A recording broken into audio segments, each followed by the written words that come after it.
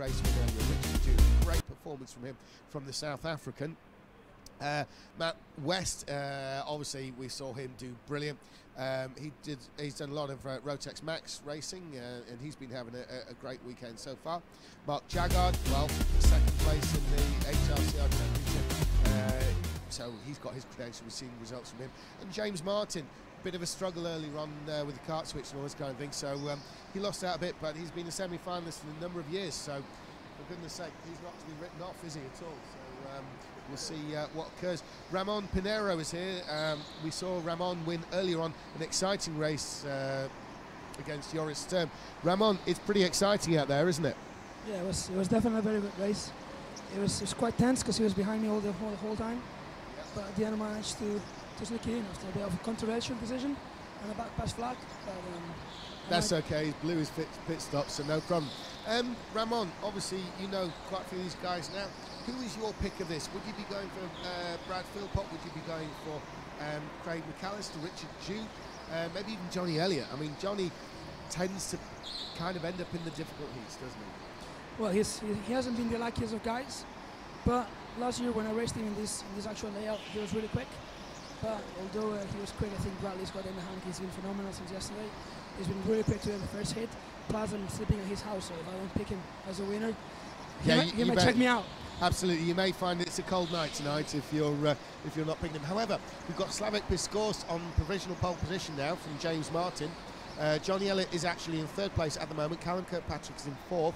The times are coming in. We've got Matthew West is in seventh place. We've got still Slavik Piskors. Craig McAllister's come through into second place. Brad Philpott is now in second, bumping down McAllister and the rest. James Martin fourth, Johnny Elliott's in sixth. The laps are all complete now. It's Slavik Piskors on the pole position. A great job there for the former Polish Speedway rider. Now switched to four wheels and getting better every year. Really is very strong now, Slavik Piskors. Brad Philpott running second, Craig McAllister starting third, James Martin starting fourth. Now he'll want to turn things around. He was 10th earlier on. He had a kart switch in the earlier race. Time to grab some points for him. Luke Hornsby, we were talking about him earlier on. He's now running, he's going to be starting this race in fifth. Johnny Elliott sixth. Johnny still just never quite delivers what you know he can do for one reason or another. We know he could be running up at the front here, but he's starting sixth. Maybe he'll turn it around in the race. Callum Kirkpatrick seventh. Matthew West in eighth. Richard Jute. Well, Richard Duke was on pole and won the previous race. Now he's down in ninth. What's going on? Mark Jaggard 10th. But Slavik Piskors bringing them round to the start now. We're going to have a look out the commentary box window. This could really kick off because Philpott's close behind. Craig McAllister is not going to want to hang around either. So Slavik Piskors gets on the gas. He means it. So does Brad Philpott. So does McAllister. The top four with James Martin have opened a tiny little gap there over fifth place. And it's still Slavik Piskors as they enter those hairpins. Ramon, those hairpins, one after another. You've got to be good at hairpins on this layout, haven't you? Well, it's a combination of both. So basically, you need to make sure you don't screw neither both. Because if you make a mistake on the first one, that compromises the second one, and then that compromises the whole speed to the straight. So it's very important to be consistent in both. Absolutely, and we've seen people gain and lose in that very respect you're talking about there, Ramon. At the moment, we've got a four-kart breakaway as a completely open lap, led by Slavik Piskors. He won a heat race last year. Maybe he'll do it again, but he's got Brad Philpott breathing down his neck. Brad Philpott opening a couple of car lengths to Craig McAllister there, with James Martin all over the back of McAllister. Then there's a bigger gap to Johnny Elliott, who's managed to jump up to fifth place from a sixth place starting place. So here we go. There's Piskors, Philpott, McAllister and Martin.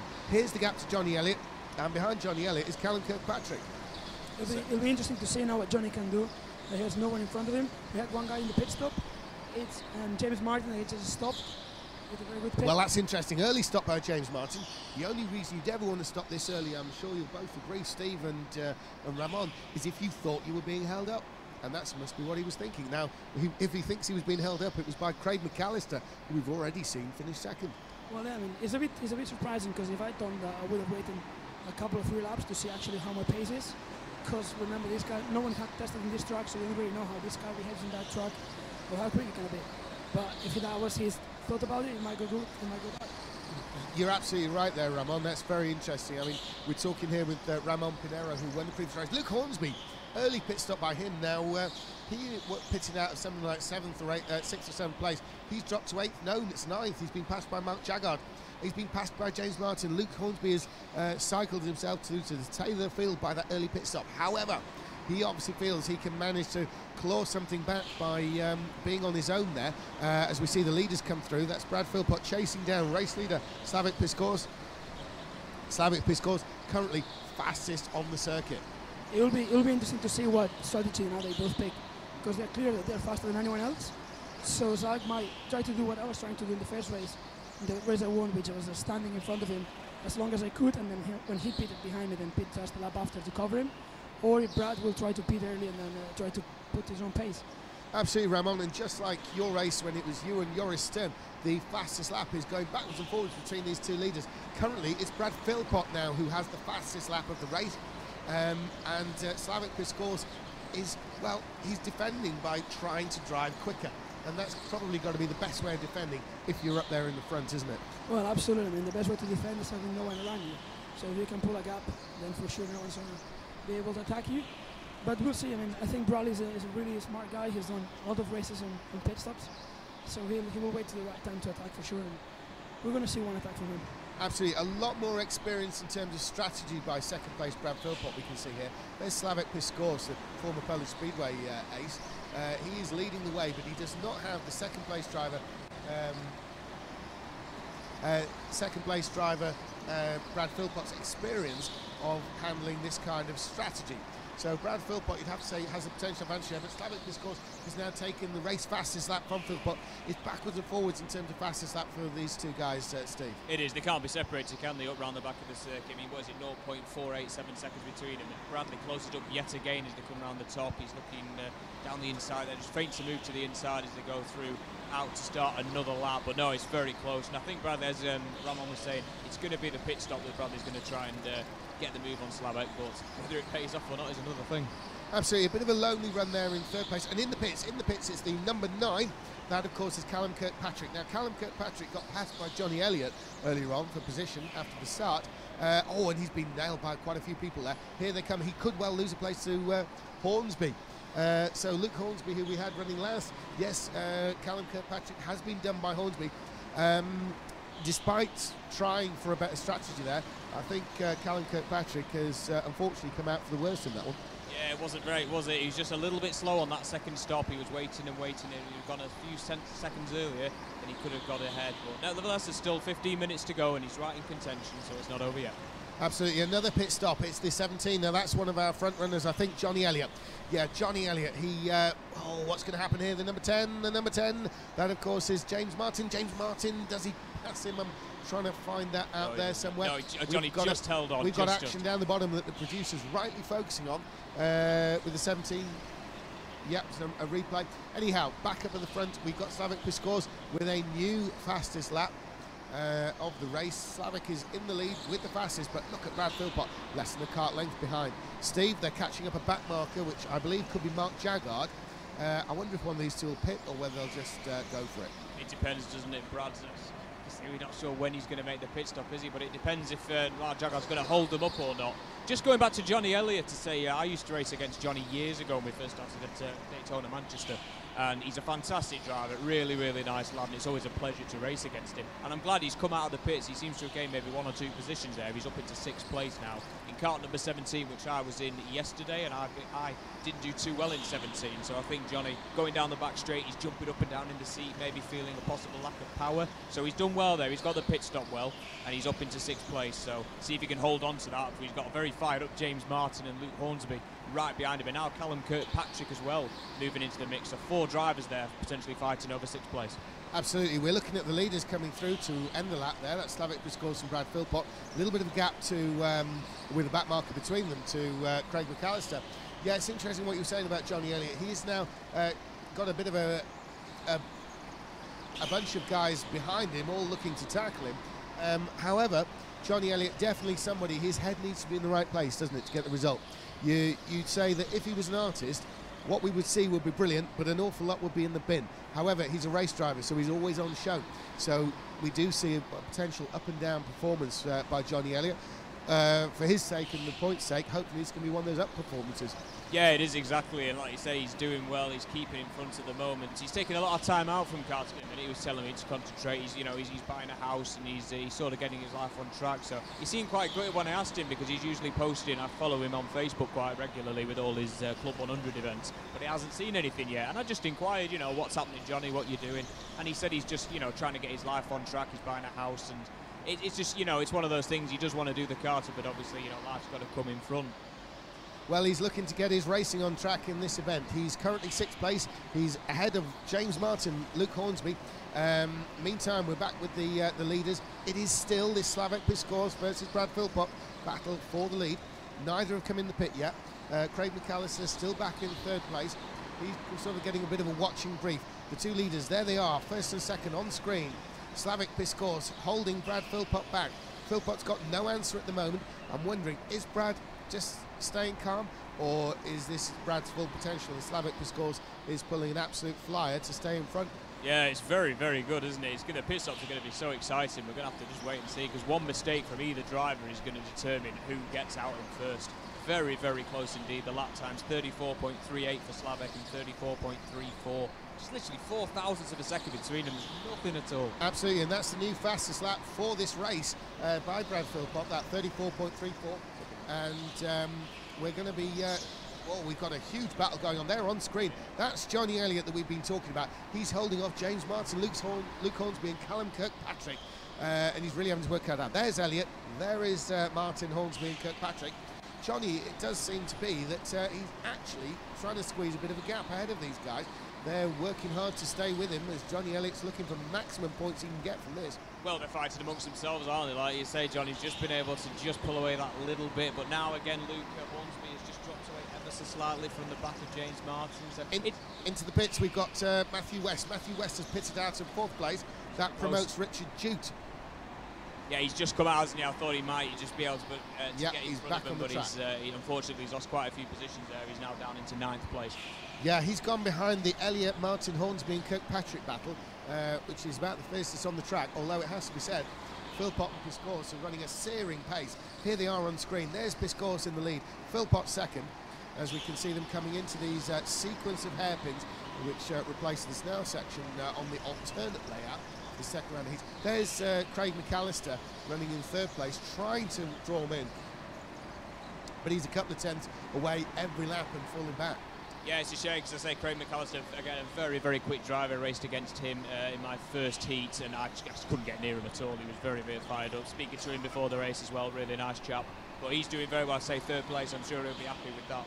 New race fastest lap by Brad Philpott, and this is what's going on with Craig McAllister. It's not that he's slow. The two leaders are very fast, underlined by Philpott's new race fastest lap. We're looking at Johnny Elliott though, and James Martin's all over him now. What looked like was going to be a bit of a gap has actually been closed in, and it's a rearguard action by Johnny Elliott. And in fact, it looks like is that Matthew West who's closing in on that battle to make it a 5-way fight for 5th. Well, a 5-way fight, eh? Johnny Elliott's got his work cut out, but as we say, with all the experience he's got, he's the man to lead from the front. And I'm sure Johnny, if he keeps his head together, will be able to hold on to this. He's doing very, very well. Nice, tight, tidy lines. So keep it going, Johnny. Absolutely. And Richard Jute there in 4th place. Bit of a stealthy position because we've been focusing on the leaders. Brad Philpott, a new fastest race lap, clearly meaning business. They're still behind Slavek Piskor's. The leaders, I think they're going to leave it really late now before they actually make a start. Yeah, it'd be very interesting, wouldn't it, if they both try and leave it until the last lap and they both go this together. It would ruin Philpott's race if that was the case. But I'm sure Brad, experienced as he is, would never let that happen. But it will be interesting. Who do you think will come in first, Brad or Slavek? You know what?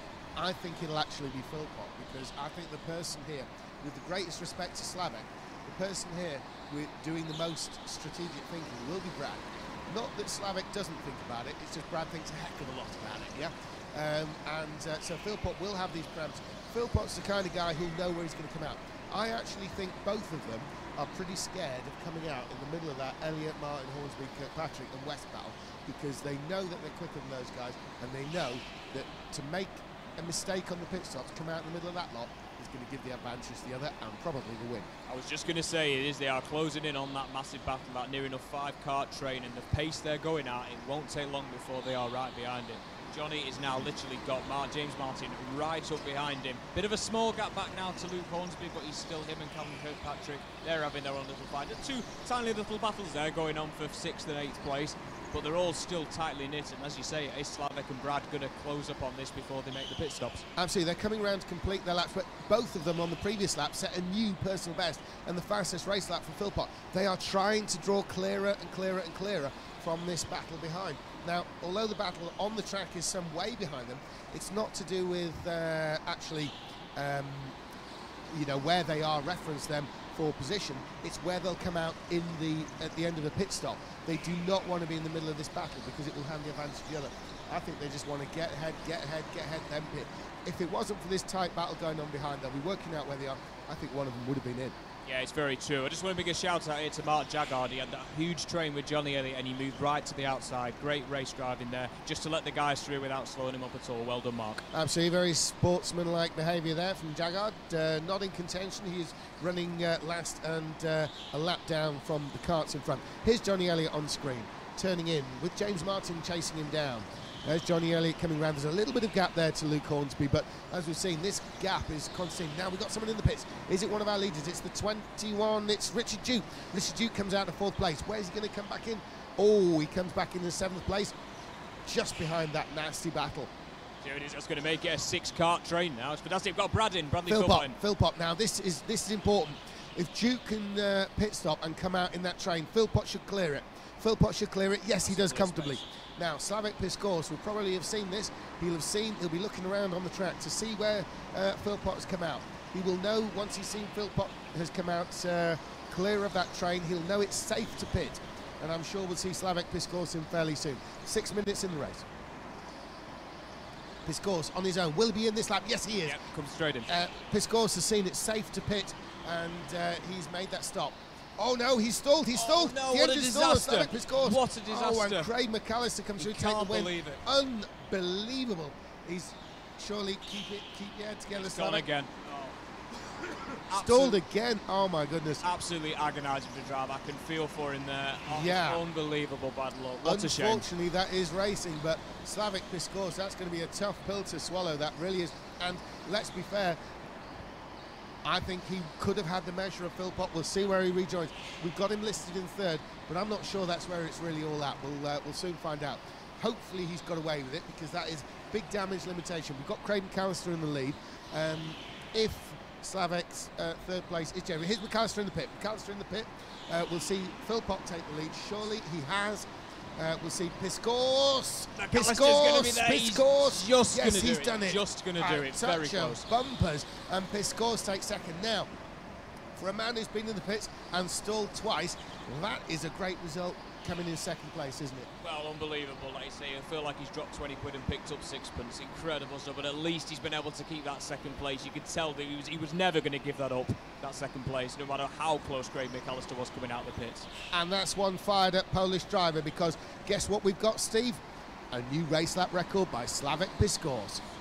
Say driving with venom there, wasn't it? 34.29229, very, very quick time. But as you say, driving with it, he's going to be seething. I can't even put into words what he'll be thinking in that. It's probably not going to be publishable anyway, what he's thinking and saying in that helmet. But well, like you say, racing is one of those things, but very hard to swallow. I don't know many Polish swear words, but I'm sure Slavek's using a few of them right now.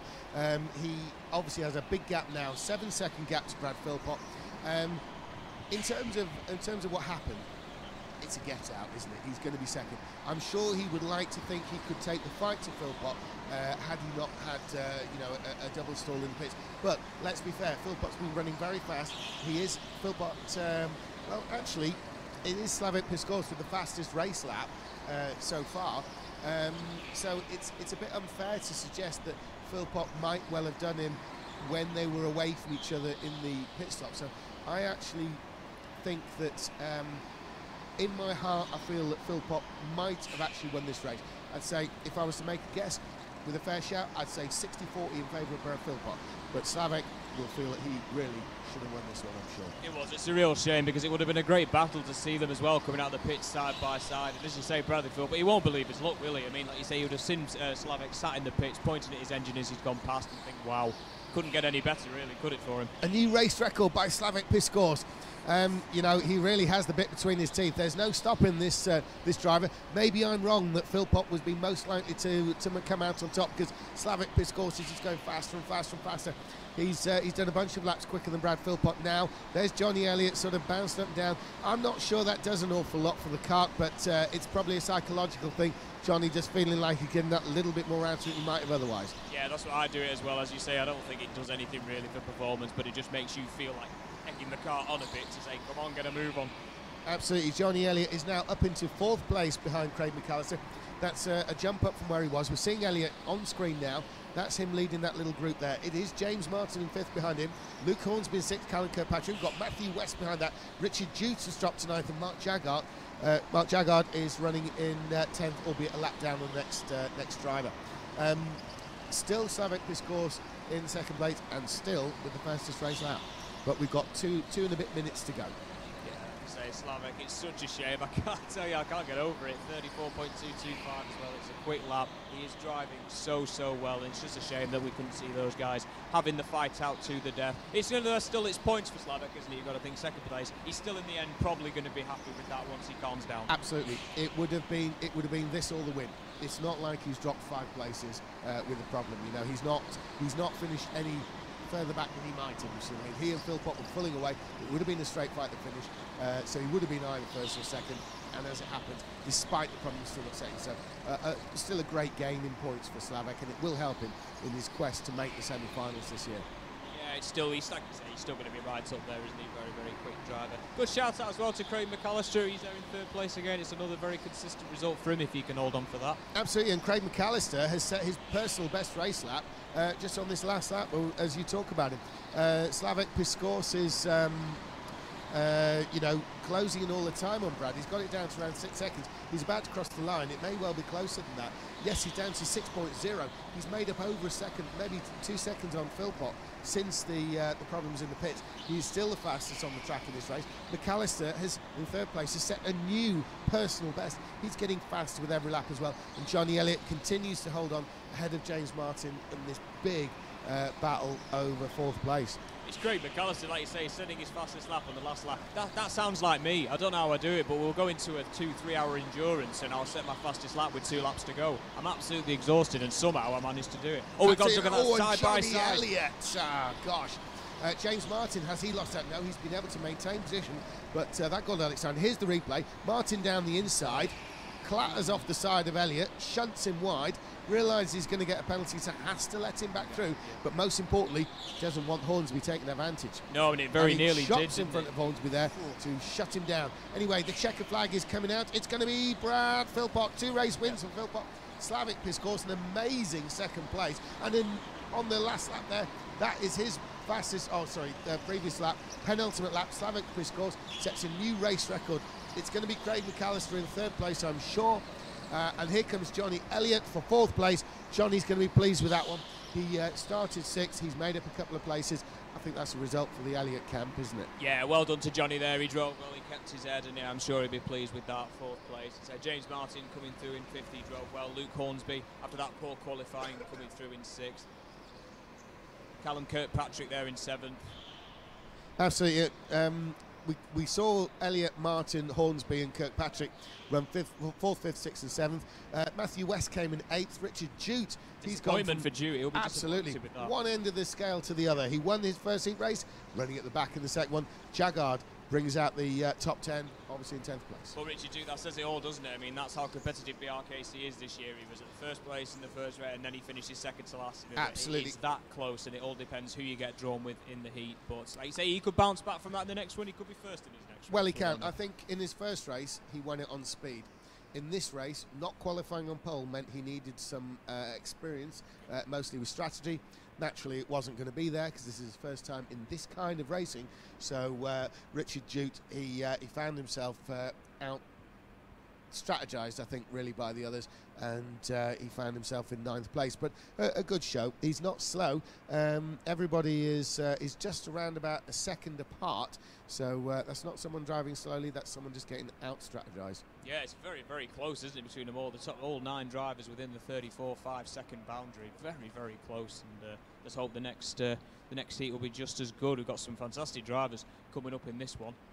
One of them being my mate from Blackpool. We've got Adam Davis. And this one, the Team Sport Elite champion this year, the 2016 Northern champion in the lightweight category.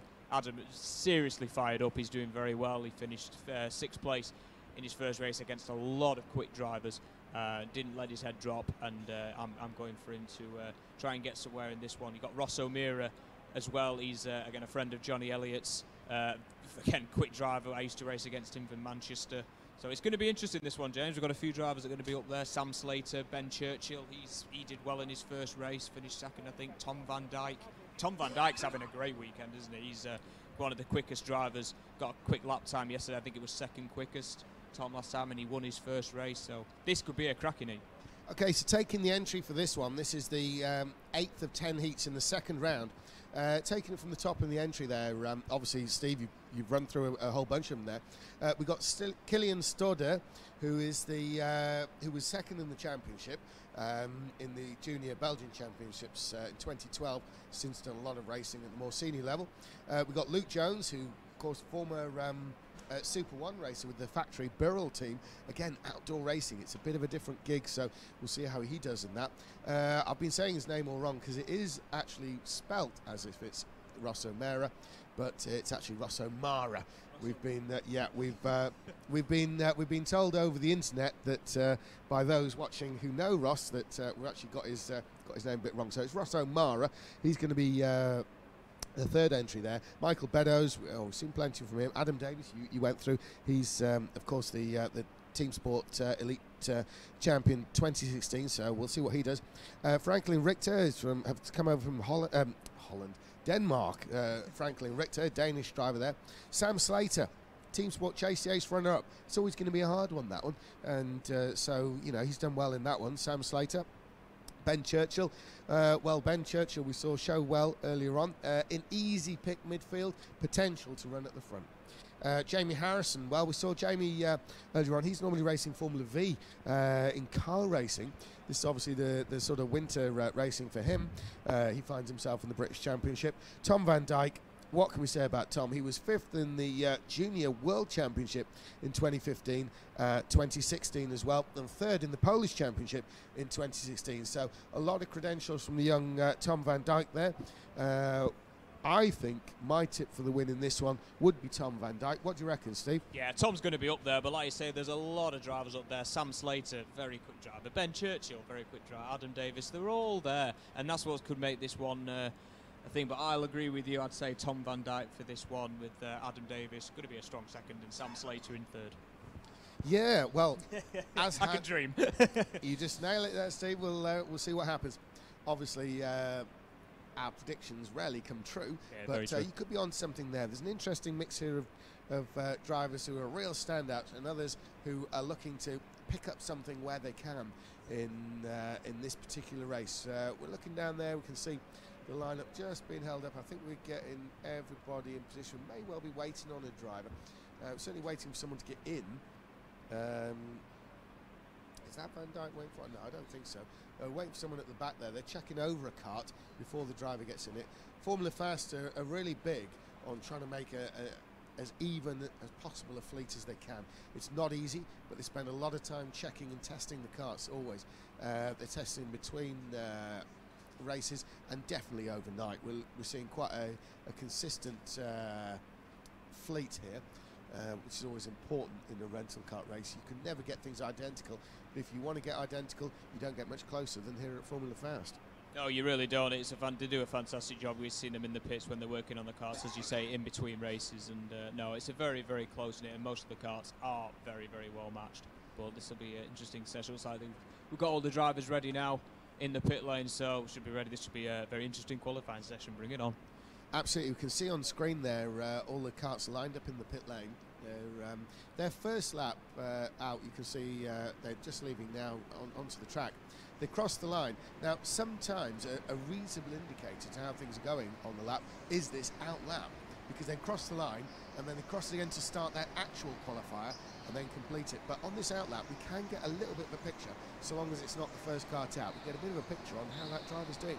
In fact, in some cases, we've seen some people with a slightly faster outlap than others in qualifying. Yeah, it's only a second. It's very true. I always try and go the absolute quickest I can on the first lap, just so when I go under the bridge and I see my name on, if it's on the top, it gives you that bit of a boost just to think, wow, I'm first. I've got to keep that first place. Also, we've got problems in the pits for Adam Davis there. He's in car number 19. He's obviously not happy with it, and something's getting changed. Well, that's a bit serious there, because we're going to have to restart the qualifying by the looks of it. I think they're going to bring him back in the pits. Adam Davis, everyone went out to qualify, and Adam Davis was left on his own back there. Obviously a problem with the kart switch. Is that the one they were looking at earlier on, and there's then subsequently been a problem and they've had to restart? I'm not sure. It was number 19 that he was having a problem with, so whether that is or not, I'm not sure. But he's something certainly not right with it, that his figures, you know, I want to change, and they're going to have to sort of obviously fix the car or sort him out with a spare. Okay, well, we'll keep our eyes on that situation. That's Adam Davis, who's having to switch to another kart. It looks like he's going to be in number 13. We'll see what happens. They're going to restart the whole qualifying, so there's no real problem. And actually, they're restarting